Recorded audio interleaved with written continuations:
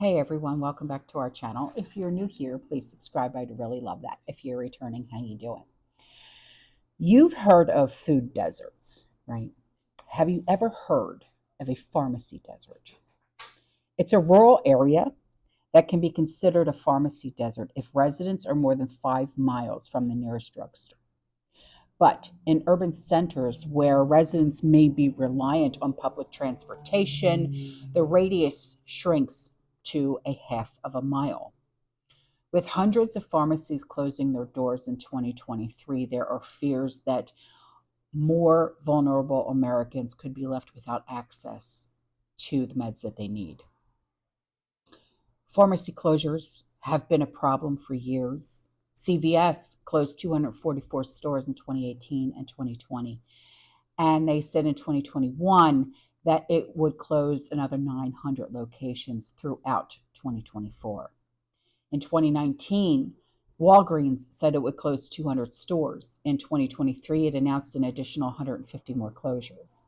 Rite Aid recently filed for bankruptcy and announced that it would shutter about 100 of its roughly 2,200 stores as part of its restructuring efforts, with more closures to come. Brick and mortar pharmacies are facing a number of challenges: more competition, a tough few years stemming from the pandemic, and squeezed margins. Are reimbursed rates for prescription medications fall due to part of how the business has changed. When drugstores disappear, patients suffer. You can think of a closure as a disruption of care. You had a routine. You would go to the pharmacy that was geographically accessible, ideally affordable, was probably preferred to you by your health insurance plan, and then that pharmacy is no longer there. When pharmacies close, some patients have to travel farther to get the meds that they need. That extra distance and time often means they won't pick up their meds at all. As major chains close their doors, the number of independent pharmacies in the United States has stayed pretty steady over the past 3 years. But chain closures are not likely to lead to more businesses for independents, which face challenges apart from competition from national chains. In theory, Amazon or mail order services like Jace could fill in the gap, delivering prescriptions directly to patients. Also, your insurance carrier can also fill your prescriptions as well. I know my insurance does. I have Blue Cross Blue Shield. But what hurts is the fact that not every medication can be shipped.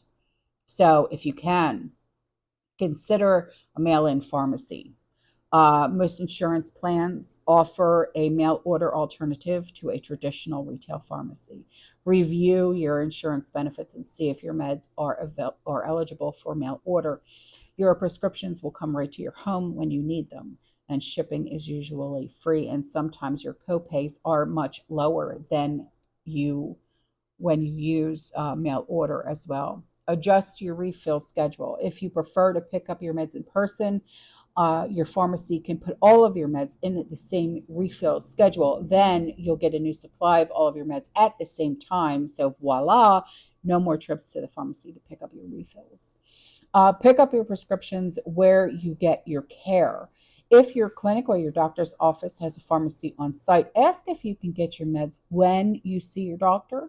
Not only will you make fewer trips, but your pharmacist and your doctor may be able to better coordinate your care plan.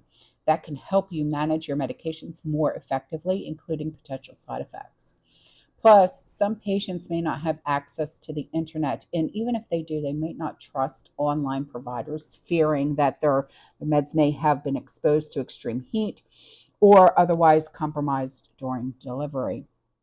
In Washington state, for example, there are about 450,000 adults who live in pharmacy deserts, both in urban and rural areas. I think we'll see more unacceptable experiences at the pharmacy.